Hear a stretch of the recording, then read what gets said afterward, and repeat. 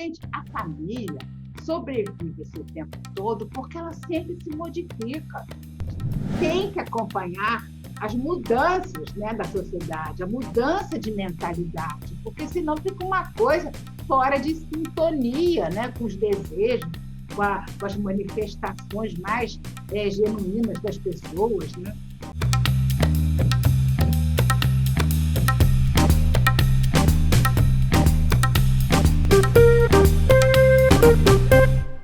Sejam todos e todas bem-vindos a mais um Diálogos do Direito de Família, um programa em que eu convido os profissionais e pesquisadores de diversas áreas para dialogar com os temas mais contemporâneos do direito de família. Espero que a nossa conversa nos instigue e principalmente instigue vocês e tenham novas inspirações.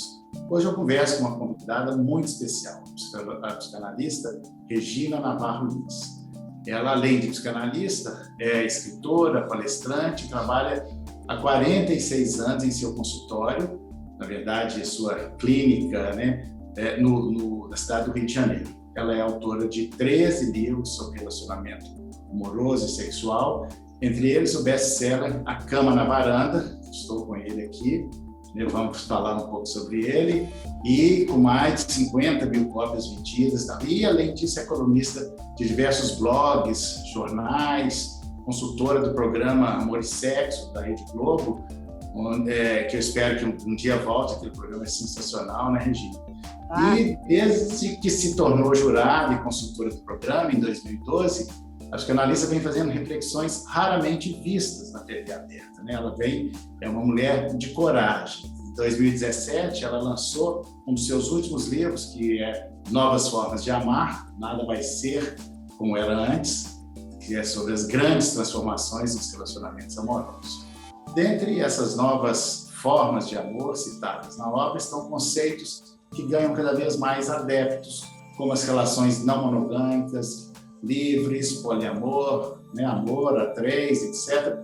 E para a autora, os novos formatos de relacionamento acontecem principalmente devido à dinamicidade da sociedade atual, que cada vez mais preza pela preservação da própria individualidade. Então vamos à entrevista. Seja muito bem-vinda, Regina, obrigado por ter aceitado esse convite. Vamos conversar, vamos fazer Rodrigo, por esse convite, porque você também é um profissional raro, que tem uma abertura para poder entender que as pessoas merecem viver melhor, né? Com mais prazer, com mais satisfação. Então, é muito bom a gente estar junto. Pois é, então vamos lá. Nós vamos falar, não tem jeito de não falar dos seus livros, né? O primeiro livro foi A Cama na Varanda, né? Esse aqui, que todos conhecem, que foi um best-seller, e ele, a partir daí, outras ideias vieram. E quando que foi mesmo que você escreveu? Porque foi um ato de coragem, né, Regina? Falar A Cama na Varanda, falar essas coisas. Hoje, olha que coisa, hoje faz 24 anos que eu lancei esse livro. Olha que coincidência. Olha, então nós estamos comemorando 24 anos na cama, com a cama na varanda, na cama na varanda. E é incrível que não para de vender há 24 anos. É muito curioso que foi o primeiro livro, eu não tive nenhuma orientação, eu ia entrando nas livrarias, porque acontece o seguinte, Rodrigo, eu já tinha consultório há 20 e poucos anos, e começou a me incomodar o fato dos meus pacientes sofrerem muito por questões ligadas a relacionamento amoroso e sexual. E sempre que alguém me contava o seu sofrimento, que estava vivendo, me vinha uma sensação de que aquele sofrimento podia ser evitado, era desnecessário. Aí eu resolvi mergulhar no estudo do amor e descobri uma coisa que mudou minha vida, descobri a história das mentalidades. Porque antes, tudo que a gente aprendia na escola, de história, era fatos, dados, guerras, capitanias hereditárias. Meados do século XX, os historiadores franceses começaram a estudar a vida íntima das pessoas. Isso, para mim, foi uma grande descoberta, porque, como eu estudei muito essa história, você vê que a gente pode mudar daqui para frente. Porque muita gente pensa assim, que o amor é assim, sempre foi, vai ser assim. Então, o amor é uma construção social. se você olhar a história do Ocidente, você vê que, em cada época, o amor se apresenta de uma forma, de uma maneira. Então, isso me deu muito ânimo para continuar estudando essa área das relações amorosas, para contribuir para uma mudança, né, das mentalidades, para as pessoas realmente viverem melhor. E é muito bom poder participar, imagino que você tenha esse prazer, assim como eu, assim, de estar no meio desse processo histórico de transformação, né? E aí a história é muito importante, principalmente para nós olharmos para trás e ver os absurdos que eram, por exemplo, no direito, até 1988, os filhos havidos fora do casamento, eles não podiam, eles eram chamados de ilegítimos, ou seja, eles não podiam ser nem registrados em nome do pai. Se a gente for um pouco mais atrás, homens negros, mulheres negras, eram escravos, quer dizer, era como se fosse uma raça inferior. Isso é tão absurdo, mas a história, daí a importância da história, né? E esse livro já tem história, porque 24 anos faz uma história, né? É muito importante ver isso, como é que já avançamos, mas o quanto ainda é necessário avançar, né, Regina? Porque daí você não parou mais, escreveu outros livros, mas a grande contribuição sua, que eu acho, né, e sou um admirador seu, um fã, e que de ter coragem de falar isso. Isso não é para qualquer um, isso é para os fortes, para as mulheres fortes, né? Falar isso, eu imagino, inclusive, que você deve ter sido muito, numa linguagem hoje, quando você escreveu esse livro, se a gente tivesse essa linguagem, que as palavras também vão mudando, ressignificando, você teria quase que sido cancelada, né, por dizer essas coisas assim tão fortes. Como é que foi? Você recebeu muita represália? Como é que foi essa parte? É muito curioso, porque se eu olho para trás, eu vejo como as mentalidades já começaram a mudar bem nesses últimos 24 anos.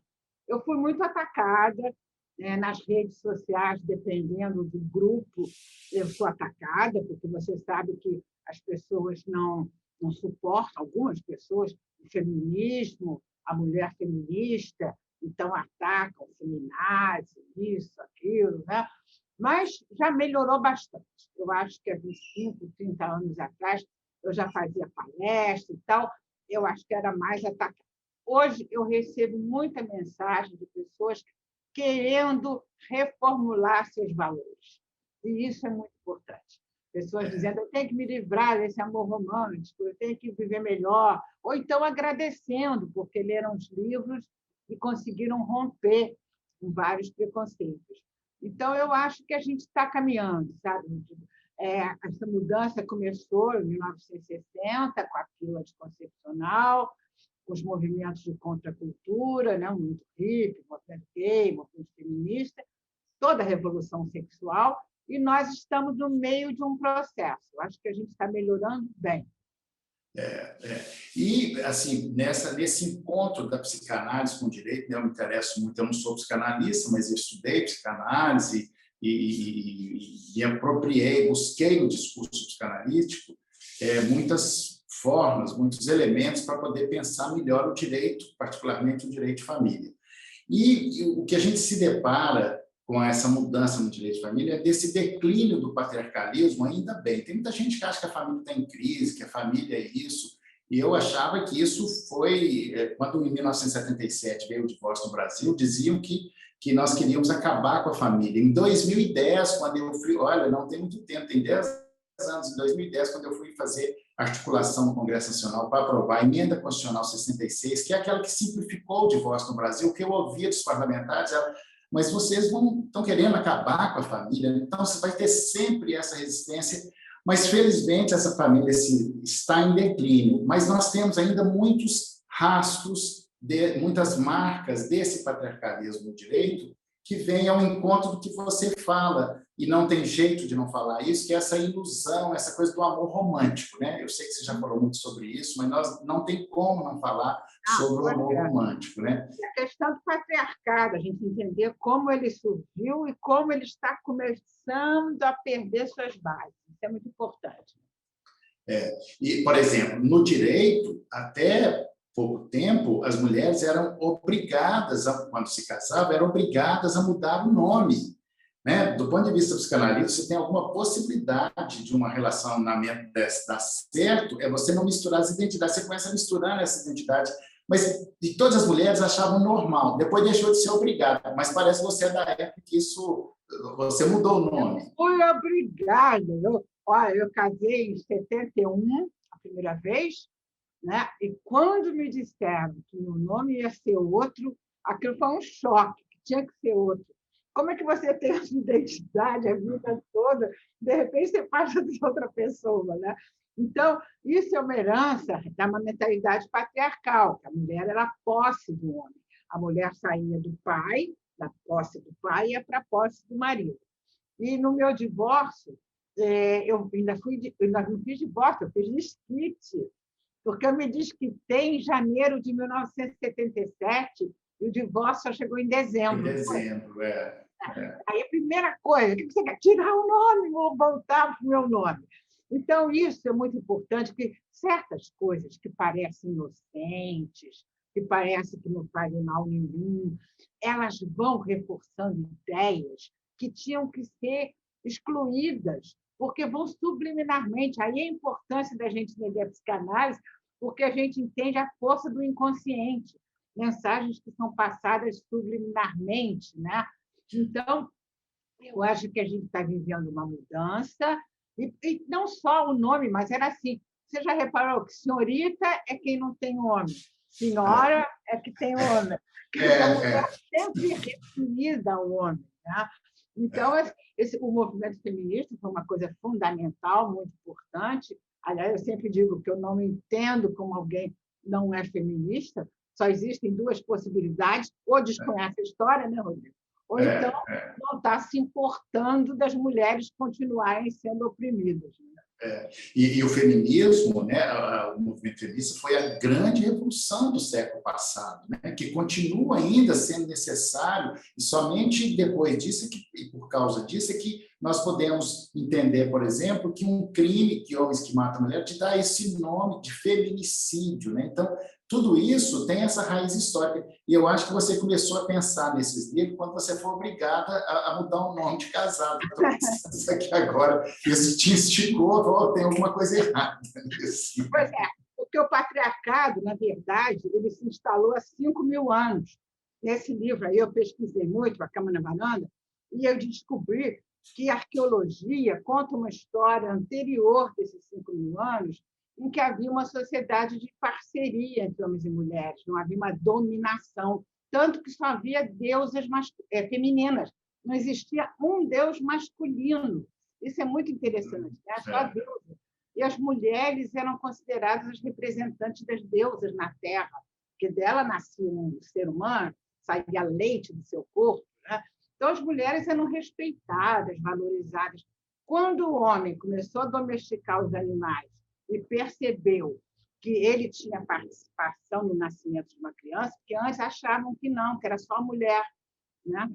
Que achavam, ninguém sabia que o homem participava da procriação. O homem ia para a caça, quando voltava, a mulher estava grávida, ou nascia uma criança, eles acreditavam que vinha num sopro do ventre da mulher, pelas grutas, rios, lagos. Quando começaram a domesticar os animais e viram que a ovelha desgarrada não tinha filhote, caiu a ficha. Espera aí, então o homem tem a ver? Só que aí o homem achou que só ele tinha a ver, que a mulher era só um barco, um receptáculo para levar a criança até o nascimento.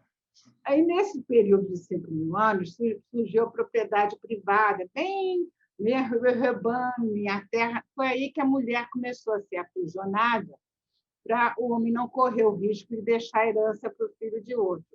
Então, essa história vem vindo. Eu passei 5 anos pesquisando um livro que eu escrevi, que se chama O Livro do Amor, que são 2 volumes, que eu começo na pré-história. Eu queria entender como é que foi o amor, a sexualidade.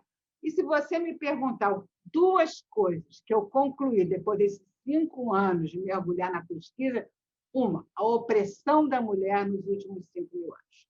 E a segunda, a repressão da sexualidade a partir do cristianismo. Então, nos últimos 2.000 anos, a repressão à mulher, ela foi humilhada, desprezada, desvalorizada, violentada, e tudo considerado normal.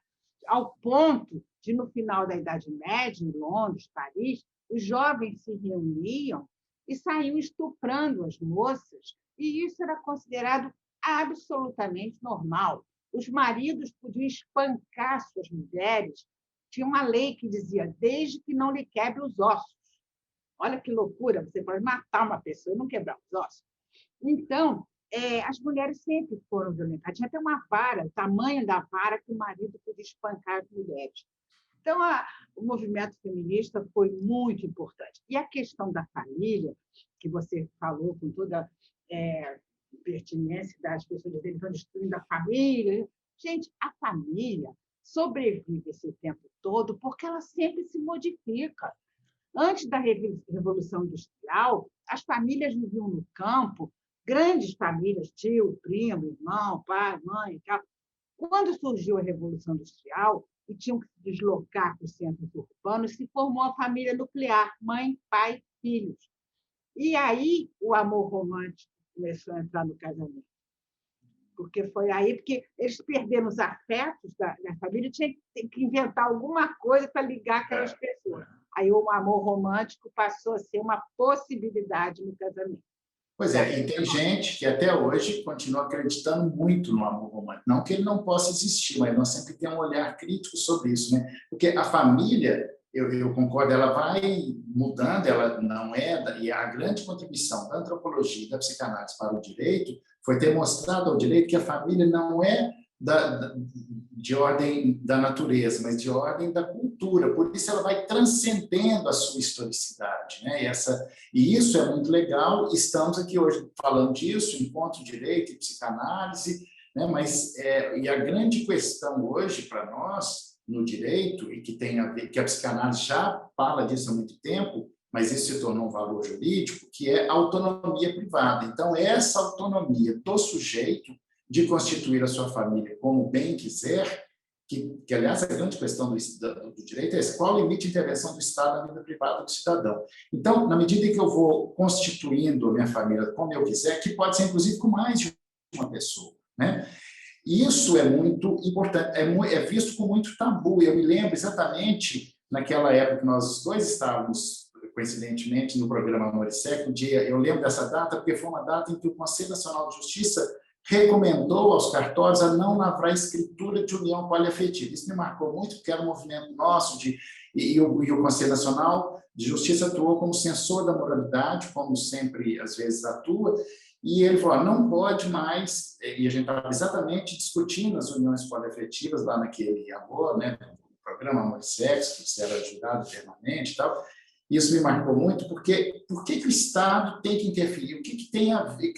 Por que se incomoda tanto, né? Por que se incomoda tanto? Né? Agora, é muito importante, Rodrigo, a gente entender por que estão surgindo esses novos formatos de família, essas novas formas de relações amorosas, porque senão tem gente que diz assim, isso é uma modinha. Não, não é uma modinha. O amor é uma construção social. Pô, isso aí não resta dúvida. O que acontece é que o amor romântico, esse amor que povoa as mentalidades do Ocidente, porque só tem no Ocidente esse tipo de amor, ele é calcado na idealização. Ele começou no século XII, mas nunca pôde entrar no casamento. Né? Casamento as famílias escolhiam. Então, ele veio vindo à margem do casamento. Você conhecia uma pessoa, se apaixonava, mas sempre à margem. Hoje, esse tipo de amor continua calcado na idealização. Você conhece uma pessoa, atribui aspectos para ela que ela não possui, na convivência você não consegue manter essa idealização e se decepciona. Mas o problema do amor romântico, que eu critico, é que ele é calcado na ideia de que os dois têm que se transformar num só. Então, você vê, por exemplo, não existe individualidade. Você conversa com um casal, de repente você se dá conta de como um se mete na vida do outro sem a menor cerimônia. É como se fosse a coisa mais natural do mundo. Então, ele prega que os dois vão se transformar num só, que um vai ter todas as necessidades atendidas pelo outro, que só tem sentido alguma coisa se o amado estiver presente, e prega uma mentira que gera muito sofrimento, porque diz que quem ama não transa com mais ninguém. Essa é uma mentira horrorosa, porque não é, todo mundo sabe que isso não é verdade, e que as pessoas sofrem, porque elas acreditam que não estão sendo amadas. Muito bem. O que está acontecendo hoje? A busca da individualidade caracteriza a nossa época. A grande viagem do ser humano hoje é para dentro de si mesmo. Todos querem saber seu potencial a desenvolver na vida, as suas possibilidades. E o amor romântico, ele prega o oposto da individualidade. Ele prega a não individualidade. E na hora que prega que os dois se transformam num só, vira uma embolação. Essa simbiose só existe no útero da mãe, o neném com a mãe, que está num estado simbiótico. Muito bem. Então, o amor romântico começou a dar sinais de estar saindo de cena. Isso eu acho muito bom. Saindo de cena e levando com ele a sua característica básica, que é a exigência da exclusividade. Por isso que está se abrindo espaço para novas formas de amar que não são calcadas na exigência de exclusividade. Que o amor romântico é que tem isso como bandeira absoluta. Então, a gente está vendo, e o direito, como você diz, tem que acompanhar as mudanças, né, da sociedade, a mudança de mentalidade, porque senão fica uma coisa fora de sintonia, né, com os desejos, com as manifestações mais genuínas das pessoas, né? Exatamente isso. Então, é isso, eu ia te pedir exatamente para falar um pouco sobre esse seu livro, Novas Formas de Amar, que é muito interessante, eu já li, gostei muito, e para quem não leu, e esse livro que está aparecendo aí para vocês na tela, né, que se quem não leu deve ler, aliás, todos os livros da Regina, mas esse que é um dos últimos, Novas Formas de Amar, tem tudo a ver com essa conversa nossa aqui, porque existem novas formas de amar, nem sei se são tão novas, mas essas ditas novas formas, elas estão começando a ser permitidas, na medida em que, e aí tem muito a ver com o direito, né? O direito ele vai legitimando ou ilegitimando essas relações. O direito é também um instrumento ideológico de inclusão e exclusão de pessoas no braço social. Então, quando o direito diz, olha, todos os filhos são iguais, não existe filhos ilegítimos. A Constituição diz, não existe família ilegítima, mas as pessoas continuam, o direito continua ainda dando uma invisibilidade às famílias simultâneas, que o Código Civil ainda chama de concubinato.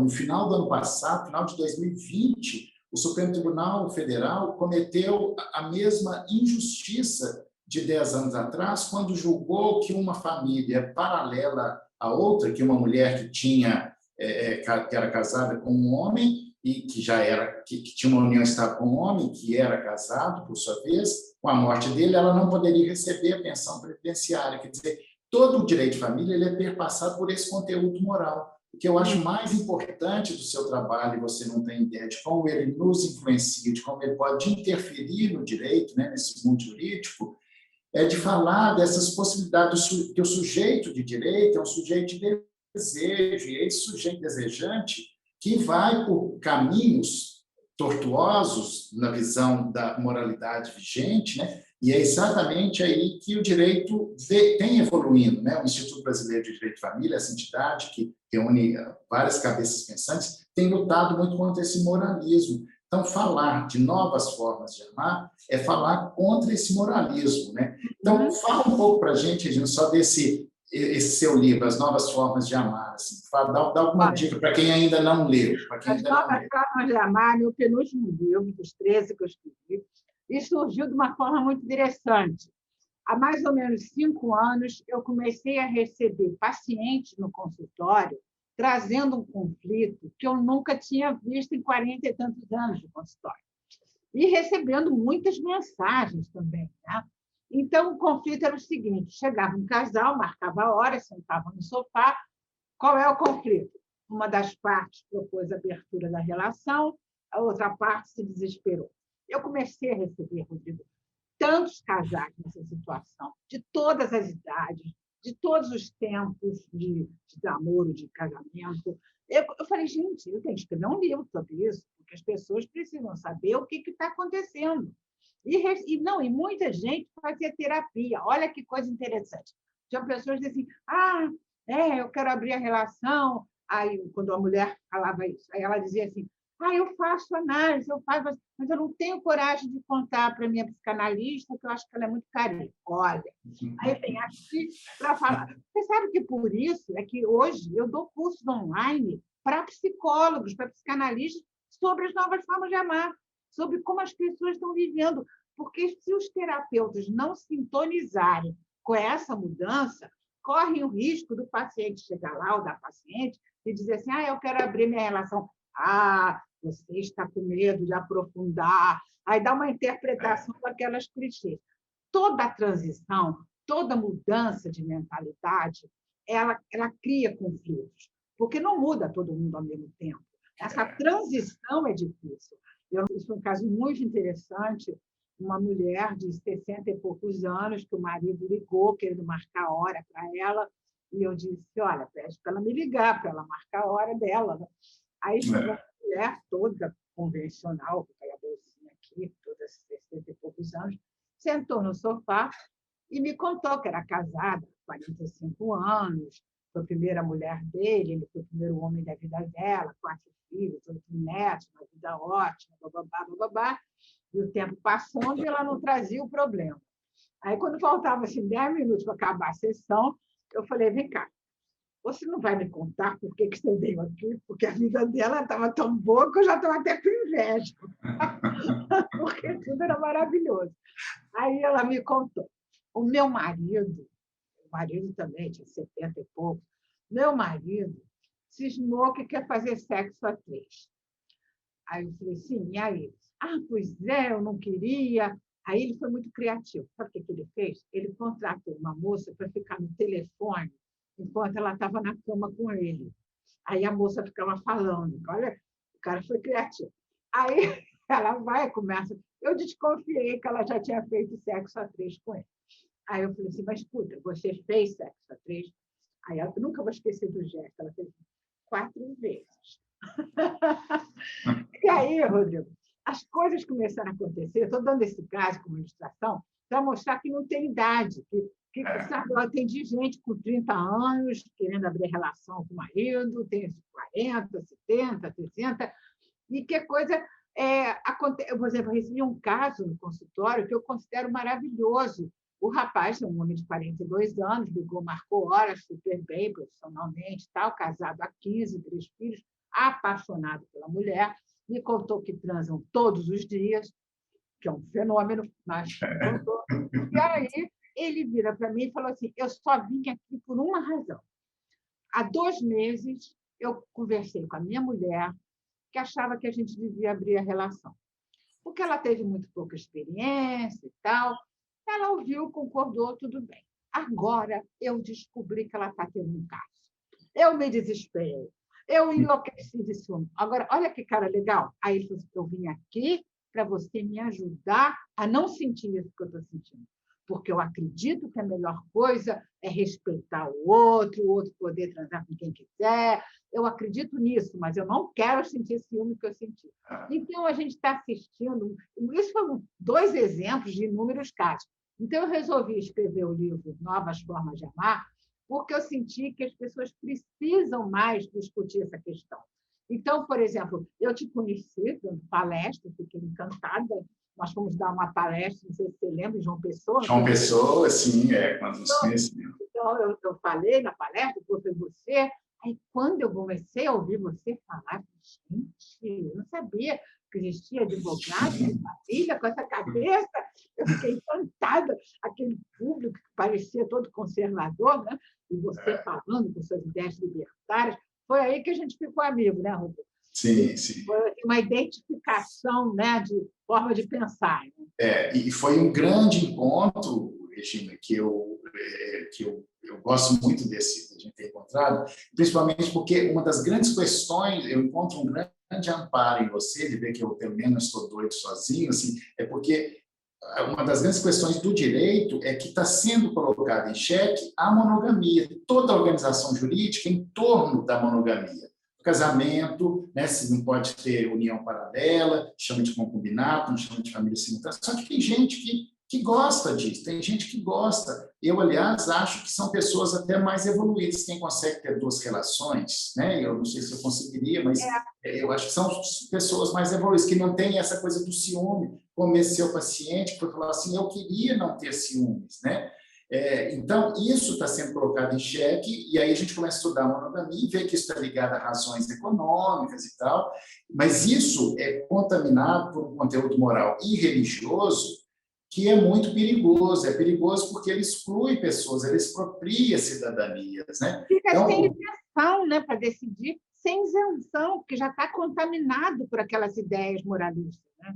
Não consegue sim, agora isso é tão forte no direito que o Supremo Tribunal Federal, há 10 anos, julgou que não poderia ter famílias simultâneas, ficou 10-1. Agora, o ano passado, ficou 6-5, quer dizer, bateu na trave esse julgamento, mas ainda tem esse conteúdo moral. Né? E esse conteúdo moral, a gente deveria ter aprendido, novamente a história, né? Deveria ter aprendido com a história, que isso provoca muita injustiça. Né? Então, falar de monogamia é uma necessidade. Se tem gente que gosta, né? Pode ser diferente. Eu posso não gostar, mas eu tenho que respeitar. Né? Então, você é uma das primeiras mulheres a falar disso abertamente. Isso é um grande mérito seu, né? Você fala com responsabilidade, com competência, isso é muito do moralismo, das pessoas moralistas, é que elas não se contentam em escolher a forma que elas querem viver. Elas querem escolher a forma que elas querem viver, mas querem que os outros escolham a mesma forma que ela escolheu. Essa questão da monogamia está sendo muito discutida no Ocidente, porque existe até uma questão que eu coloquei nesse livro: monogamia realmente é melhor do que a não monogamia? É uma pergunta. E a gente sabe que, na nossa cultura, a monogamia é incutida na cabeça das pessoas. É um dado, é uma obrigação, é um imperativo. Tem uma pesquisa que foi feita na Universidade de Michigan que concluiu que até os pesquisadores que participam dessa pesquisa sobre monogamia, não monogamia, eles já vão inconscientemente colocando a monogamia como superior nas pesquisas, porque eles contaminam as pesquisas porque eles acreditam que a monogamia é superior. Então, é um perigo isso. A discussão isenta sobre a monogamia e não monogamia é difícil, porque as pessoas vão tão carregadas de preconceito. Eu não tenho nada contra a monogamia, desde que ela seja espontânea. Você pode ficar casado anos com uma pessoa, 50, fazer festa de boda de ouro, o que você quiser, transar só com essa pessoa, mas tem que ser uma coisa que você escolha. Hoje a gente está vivendo um momento muito raro, porque sempre todos tiveram que se enquadrar em modelos. E, pela primeira vez, a gente está percebendo que está se abrindo espaço para cada um escolher sua forma de viver. Isso que a gente tem que lutar, isso que a gente tem que respeitar, não é? Essa é a palavra de ordem do direito de família, autonomia privada. Mas quando nós falamos de autonomia, se for pensar do ponto de vista da filosofia, talvez seja, tem um autor, que é o Adam Phillips, que ele fala que talvez seja uma questão filosófica séria deste nosso tempo. Mas quando nós falamos de monogamia, nós estamos falando de amor, ciúme, crime, paixão, família, adultério, todos esses valores, né? Por isso é que isso dá medo, né? As pessoas têm muito medo de falar de sexualidade, né? Falar de monogamia e relação aberta, isso lá na frente, as pessoas não conseguem falar nem de sexualidade, não conseguem olhar nem para a própria sexualidade, né? Isso e essa grande contribuição da psicanálise, de falar e aí que eu trago a psicanálise para o direito, para entender o sujeito de direito como sujeito de desejo. Sujeito de desejo pressupõe sexualidade, né? E é tão interessante. Uma vez eu tive um caso, você falou que eu vou contar só um caso aqui, porque uma cliente que me procurou estava na dúvida se casava ou não, porque o namorado dela teve uma briga no trânsito, levou um tiro e ficou paraplégico e não tinha ereção, mas ela gostava muito dele e acabou resolvendo se casar. Casou-se com ele, porque, afinal de contas, a sexualidade é da ordem do desejo, né? Então, ele podia não ter o instrumento, podia não ter ereção, mas ele se gostava e tinha outras formas de manifestação da sexualidade, né? Poderia usar aparelhos, brinquedos, enfim, várias coisas. Então, e ela casou e era feliz com ele, até que um dia ela chegou em casa e pegou o marido com quem ela teve muita dúvida se casava ou não, porque não tinha ereção e tal, ele fazendo sexo oral, porque sexo oral você pode fazer até por telefone, né? Ele estava no telefone com uma garota de programa fazendo sexo, ou seja, a sexualidade ela tem mil formas, né? Tem muitas manifestações. O que a gente tem que tirar da sexualidade, do sexo, sexualidade não necessariamente é o ato sexual, é esse conteúdo moral que é muito perverso, né? Muito perverso. Você tem que saber que tesão, desejo e amor são coisas totalmente distintas. Isso é muito importante, né? Porque para as mulheres foram condicionadas a achar que é a mesma coisa. Até hoje você escuta mulheres dizendo assim, não, sexo sem amor. O problema é o seguinte, o condicionamento cultural é tão forte que as pessoas chegam à idade adulta, não sabem o que desejam de verdade e o que aprenderam a desejar.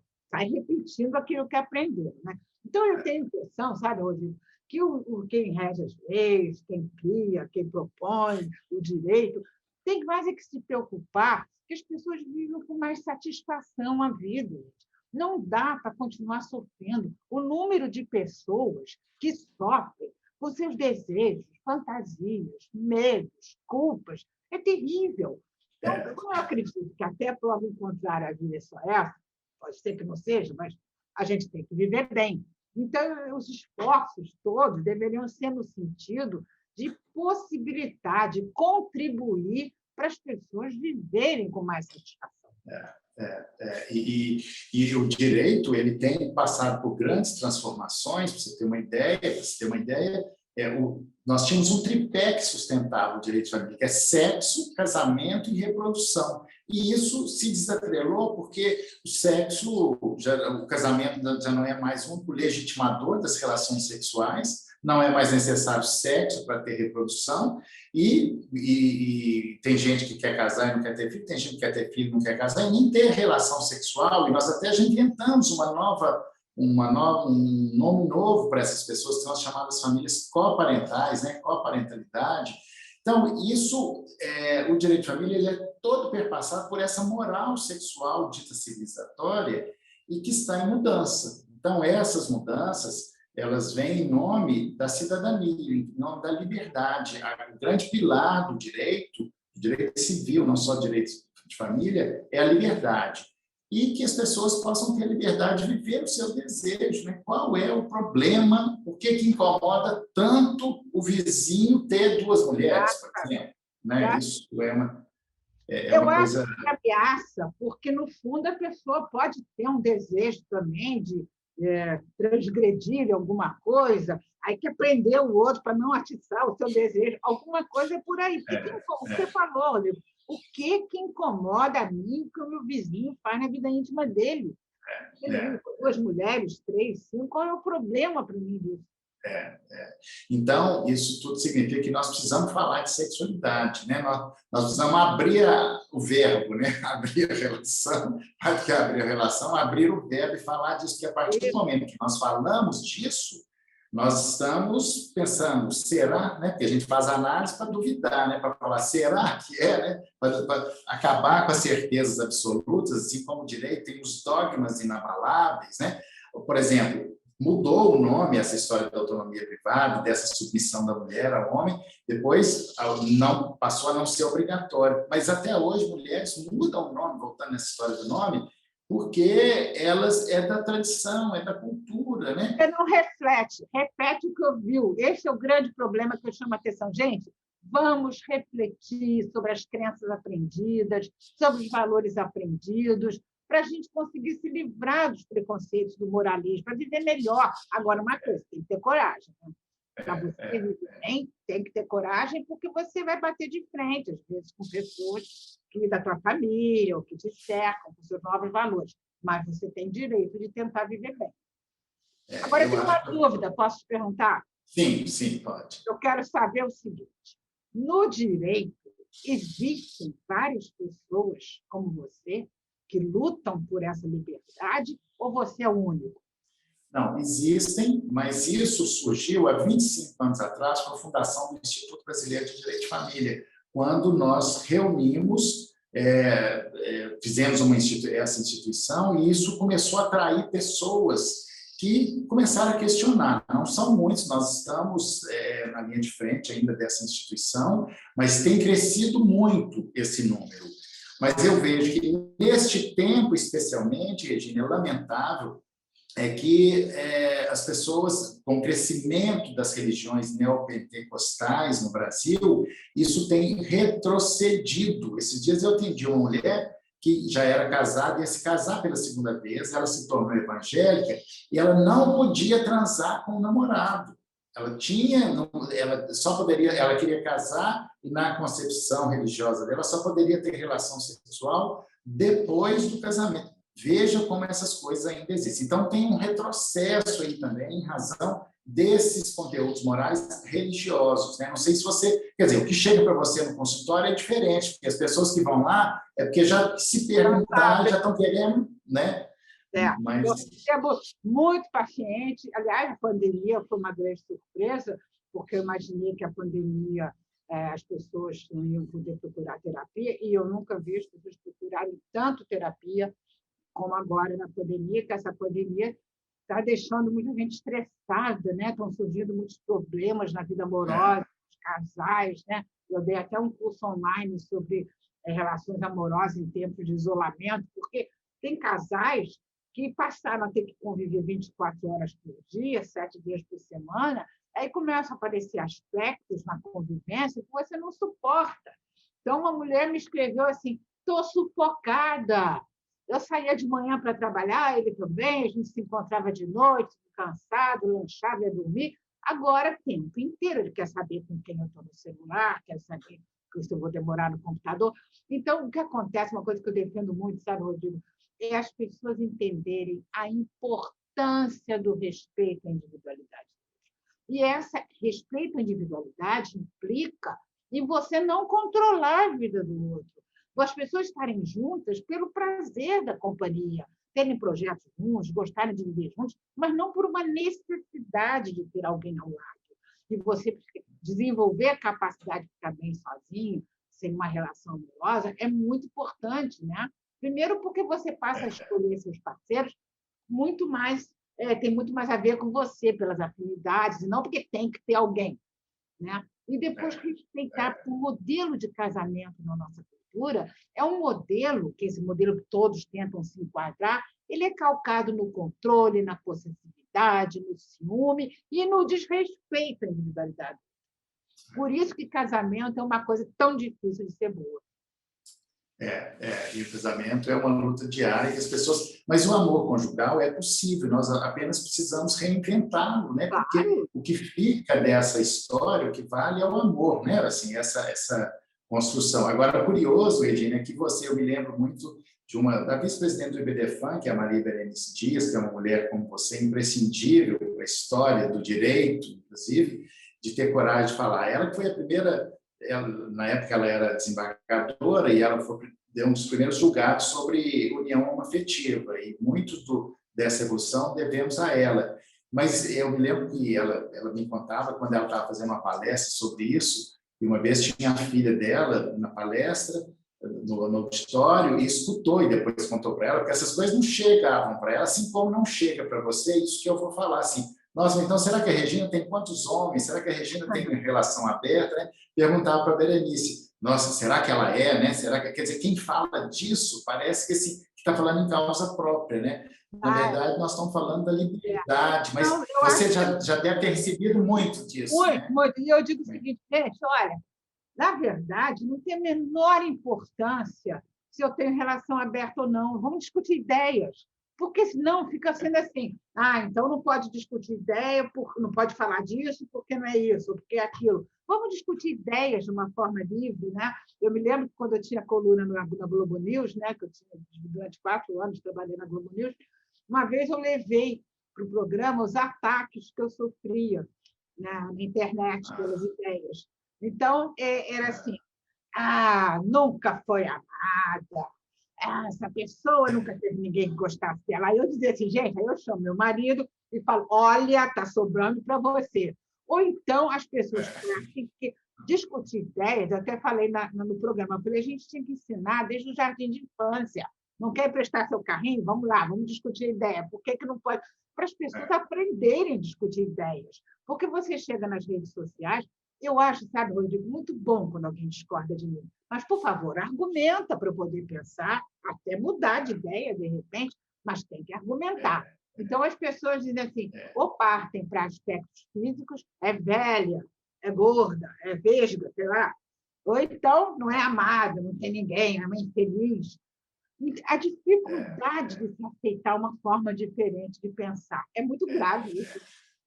O diferente incomoda muito, né? E falar de sexualidade, todo mundo tem dificuldade de falar de sexualidade. Por isso, talvez, as pessoas se interessem tanto pela sexualidade alheia, né? A sexualidade do outro, tanto que é o que mais vende notícia, é falar de sexo, né? Assim, de sexualidade. Então, isso interessa muito, isso revela essa dificuldade, claro, o sexo, essa energia poderosa em todos nós, em cada um de nós, né? Mas ela vem junto com esse conteúdo moral que é determinado por esse sistema patriarcal que, felizmente, está acabando graças ao movimento feminista. Né? Graças ao movimento, nós começamos falando do movimento feminista. Até a pílula surgiu para responder uma busca, uma procura, né? Porque sem pílula não tinha condição de nada. Agora, a questão da repressão sexual nos últimos 2000 anos foi terrível. Você sabe que no início do cristianismo, a igreja inventou uma história de danação eterna e pregou essa história que só foi acabar no século XVIII, na época dos filósofos. Então, eles diziam o seguinte, qualquer pensamento sexual, qualquer desejo sexual, você estaria condenado à danação eterna. Entre o século III e o século V, centenas de milhares de pessoas fugiram para o deserto do Egito, chama fuga para o deserto, um fenômeno, para massacrar o corpo, para não ter a danação eterna. Gente, danação eterna é uma coisa inimaginável. É pior que qualquer filme de terror. Imagina a danação eterna. Então, as pessoas se mutilavam. Tem relatos de um homem que botou uma serpente que mordeu o pênis dele. O outro que ficou 40 dias em pé de um negocinho lá, pegando chuva, sol, sem comer, sem beber, apodrecendo lá. Gente, para não pensar em sexo. Então, embora hoje a maioria do Ocidente ainda não considere mais o sexo uma coisa tão horrível, perigosa, né, abominável, no inconsciente isso fica. Né? Então, as pessoas elas usam o que está dentro delas, então acabam jogando para fora. O sexo está envolvido em muito preconceito, né? Está ligado à ideia de pecado e do preconceito. E um dos preconceitos mais cruéis que nós temos aqui no Brasil, por exemplo, é com a sexualidade de pessoas na terceira idade. Uma vez eu atendi um cliente, ele devia ter uns 70 anos, que me revelou que tinha sido contaminado, que ele tinha AIDS, tinha portador do HIV, e ele, contando a história, disse que pegou numa relação sexual com uma prostituta, alguma coisa assim. E aí eu pensei, mas você não sabia, que você não se protegeu, você não usou camisinha, você não teve uma precaução? Eu falei, não, mas eu não sabia, eu vi a ignorância dele, como a maioria das pessoas tem ignorância disso. E a conclusão, estou contando essa história, para dizer o seguinte, não existe nenhuma, e não é do governo, mas dos governos anteriores, uma política pública de esclarecimento para pessoas da sexualidade, porque pensa-se porque todas as campanhas anti-AIDS, das doenças sexualmente transmitidas, dirigida a um grupo de pessoas de 20 a 40 anos, como se acima de 40, 50, 60, não existisse a sexualidade. Né? Então, olha o preconceito. O preconceito, ele mata, né? O preconceito mata em todo sentido, mata muitas pessoas por ignorância, e essas políticas públicas que são muito falhas, porque não dirigem essas campanhas para pessoas da cidade, porque pensa-se que não tem sexo na terceira idade. Você vê, a questão do preconceito com sexo é tanto que uma criança pequena já aprende que sexo é perigoso, sujo, feio, porque ela ouve que para ofender uma pessoa, para xingar uma pessoa, se usa o sexo. Então, todos os palavrões, todos os xingamentos estão ligados ao sexo. Então, você vê, Freud descobriu a força do inconsciente há mais de 100 anos. Então, você vê como isso vai entrando inconscientemente na cabeça das crianças, já vai crescendo vendo sexo como uma coisa perigosa, suja, feia, quer xingar, quer ofender, sexo. Exatamente. Bom, Regina, nós poderíamos ficar falando de sexo, e esse é um assunto que interessa a todo mundo, mas a gente precisa ir concluindo, né, o assunto. E antes de concluir, eu só queria te passar a palavra, devolver a palavra para falar suas palavras finais, mas antes da gente despedir, como é que você gostaria de encerrar esse nosso diálogo, né? Tá bom, espero que haja outros diálogos desse. Muito bom conversar com você. É um prazer enorme ver uma pessoa de outra área, diferente da minha, que tem uma cabeça que está pensando no bem-estar próximo. Isso é muito importante. E queria dizer que é fundamental a gente pensar, a gente questionar, a gente refletir tudo que a gente aprendeu, para a gente conseguir viver melhor. Dá para viver muito melhor do que a gente vive. Isso é que eu acho que todo mundo devia ter clareza de perceber que você pode... Às vezes, a pessoa tem uma vida insatisfatória, mas tem medo da mudança, tem medo de ousar. E aí se agarra os padrões conhecidos de comportamento, apesar da insatisfação. Para viver bem, tem que ter coragem, porque o novo assusta, o desconhecido gera insegurança. Então, eu queria dizer isso e queria convidar todos para conhecer no Instagram, que eu só trabalho no Instagram. Então, eu coloco vários pensamentos, as pessoas discutem. Meu Instagram é Regina Navarro Lins e eu espero todo mundo lá.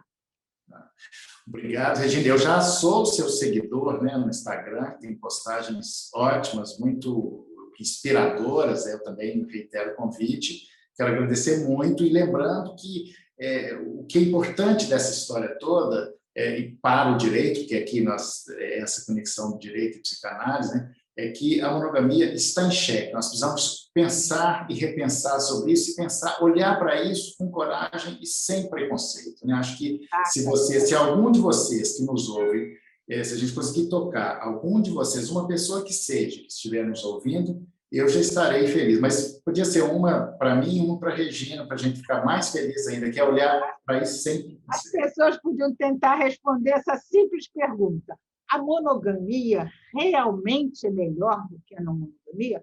Argumente com isso, vamos ver. Exatamente. Gente, muito obrigado e eu convido vocês a se inscreverem no meu canal, ativar o sininho e deixar um comentário. Eu gostaria muito de saber o que vocês acharam dessa conversa, desses diálogos que nós fizemos aqui hoje, especialmente com a psicanalista Regina Navarro Lins. Muito obrigado e até a próxima. Beijo, Rodrigo, adorei. Beijo.